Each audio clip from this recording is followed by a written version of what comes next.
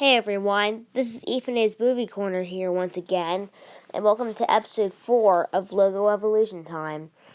In this episode, we're going to go over the logos from CBS television studios. Now, there's a lot of information of the history of it, so I'm just going to shorten it out. It was first founded in 1949 when Paramount Pictures owned a television network called the Paramount Television Network. It rebranded into CBS Paramount Television in summer of 2006, and in 2009 its name was changed to CBS Television Studios. Anyways, we're going to go over the logos from Paramount Television, the CBS version, first. They had 10 logos during that time. Here is its first logo. There is no nickname found, but it has been used from 1949 to 1955. There are a lot of variants of this, so I only have one to show you as an example.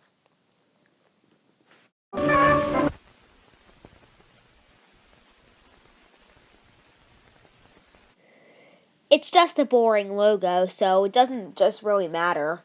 This next one is also a boring logo. It looks like this. It's called the Majestic Mountain, and it was used from 1959 to, I believe, 1961.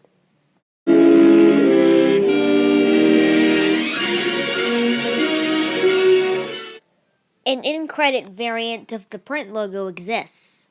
Jack Bauer speaking. 7 keys is a Paramount Television production. Now, I'd like to show the logos from Desilu, but that's for another time. Anyways, now onto the third logo from Paramount Television. It's called the Rising Circle, and it was used only in 1968. I have two variants, both with the music from the Desilu Productions logo. The second variant is in a higher pitch.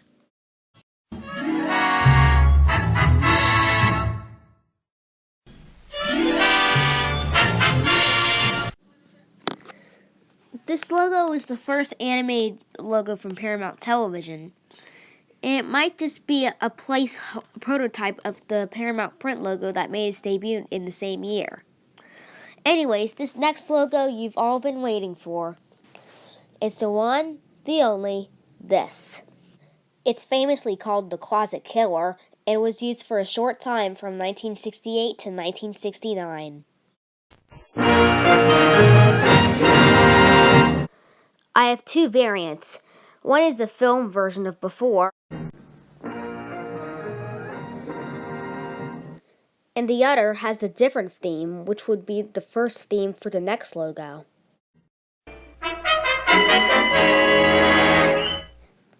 This logo was known for its jarring theme, which would become more noteworthy in the next logo, in which here is what it looks like. It's called the Closet Killer 2, and it was used from 1969 to 1975, from 1988 to 1990, and from 2012 to 2013.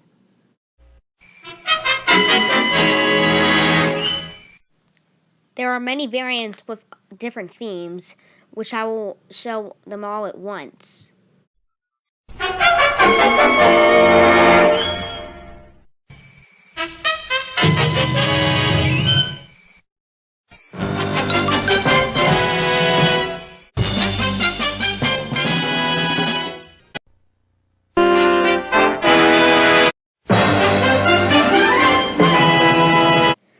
I also have two bonus variants. One that's byline-less,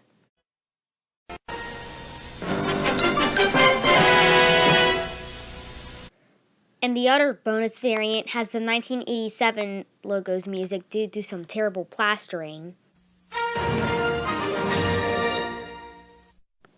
This logo was a scary one to some people due to its scary theme, but I personally think this logo's theme is pretty okay.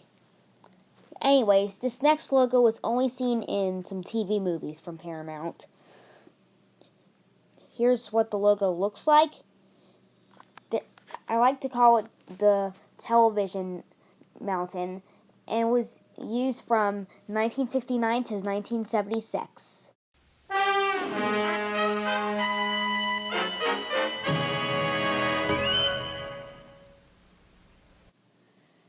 This logo is just the same as its movie counterpart logo from 1968. But this next logo, anyways, is a very famous logo and is a favorite of many. I am definitely talking about this logo. It's called the Blue Mountain and it was used from 1975 to 1988.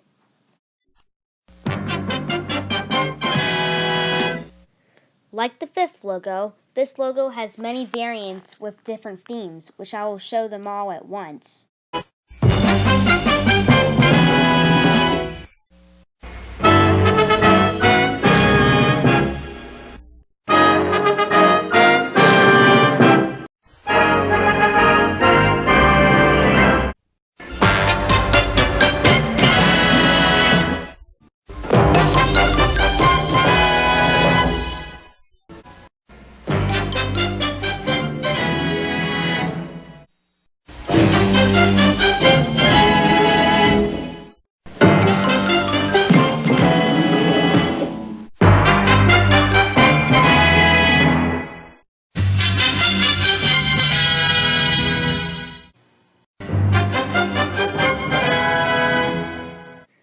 I also have 6 bonus variants. One's a silent version.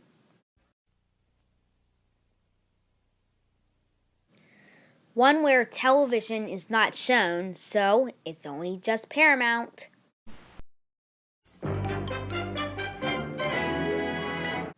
One where produced in association with appears on a blue background before the logo appears. One's an in-credit version. And the last 2 variants are both variants from the 1982 outtake from The New Odd Couple. The opening variant has a man barking like a dog, and the closing version has the logo exploding immediately after television slides in.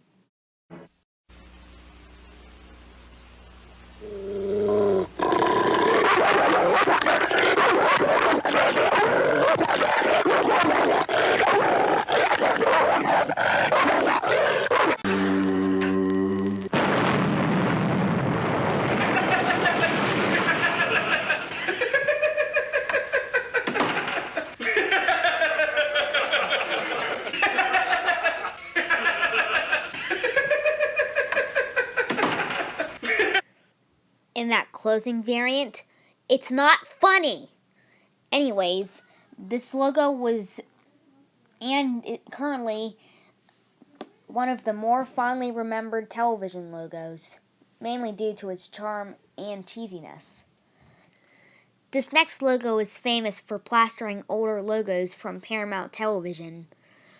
I am definitely talking about this logo. It's called CGI Mountain and was used for almost 20 years from 1987 to 2006. There are 4 sections of this. Let's start with Section 1, the 75th anniversary. There's only one variant of this. Now on to Section 2, a Gulf and Western Company, which I also have only one variant of it.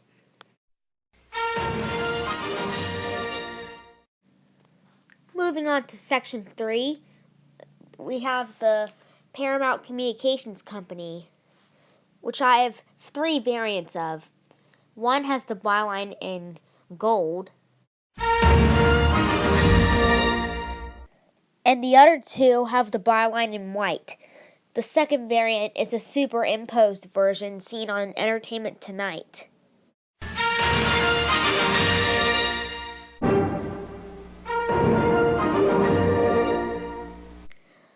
And finally, Section 4, Viacom. I have one network television variant. And the other few are domestic variants, which I have 6 of them. One is in 4x3. One is in 16x9.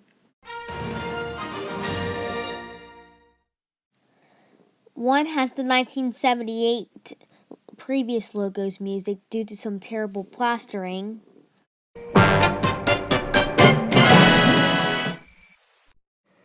One has the logo in black and white.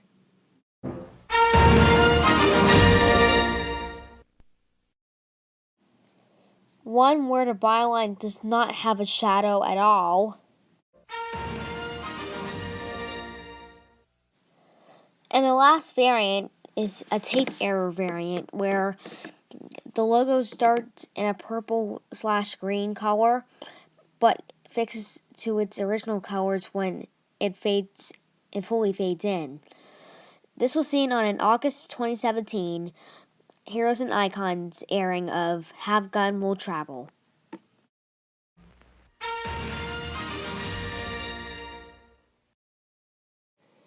It's mostly a still picture of the 1986 movie logo, which is fine enough. But the Viacom variants of this logo often plaster this older Paramount Television and Viacom logos, which is why most of the old Paramount/Viacom logos are lost in newer prints nowadays. But at least the plastering isn't as bad as the CBS Television Distribution's plastering, in which CBS Television Distribution plastered logos on a larger scale. Anyways, this next logo is an end credit logo, so we're just going to quickly skip over it. Here's what it looks like. And there is no nickname, but it was used from 1987 to 1989. Not much to say, so let's swiftly move on to Paramount Television's final logo before changing their name to CBS Paramount Television. It's called the CGI Mountain 2, and it was used from 2002 to 2006. There are 2 sections of this, starting with Section 1, the 90th anniversary. I have 2 variants. One is a network television version, and the other is a domestic variant. The other section is the regular Viacom variant, which I have 4 variants of. One is the network television variant, and the other 3 are domestic television variants. One is in 4x3,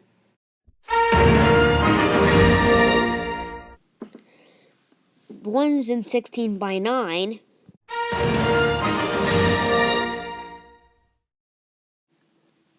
and one has the 1978 music from the 1975 logo due to mediocre plastering.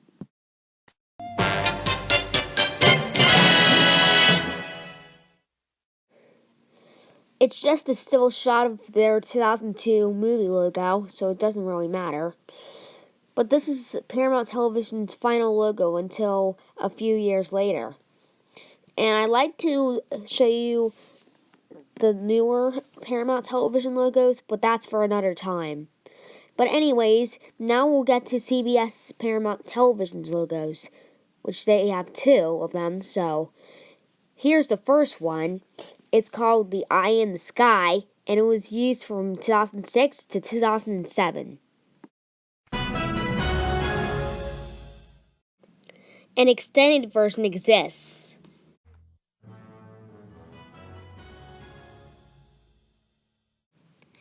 This logo looks okay in my opinion, but the CBS Paramount Television logo doesn't really look like CGI in my opinion.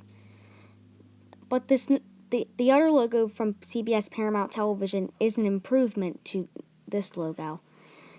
Here's what the second logo of CBS Paramount Television looks like. It's called Wallpaper, and it was used from 2006 to 2009. I have 3 variants. One's a long version. One's a shortened version. And one is an extended version, which starts with the CBS logo appearing. Then the camera zooms out to show the rest of the animation. This was seen on episodes of Montel from that time.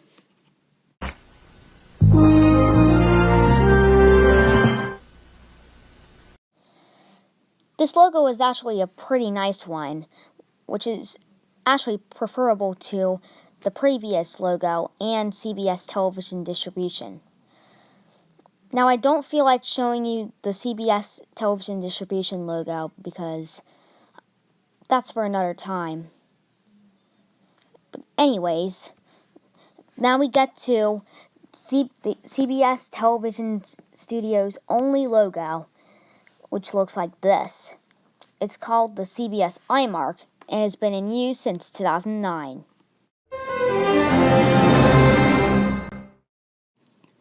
I have 3 variants. One has the CBS Productions theme.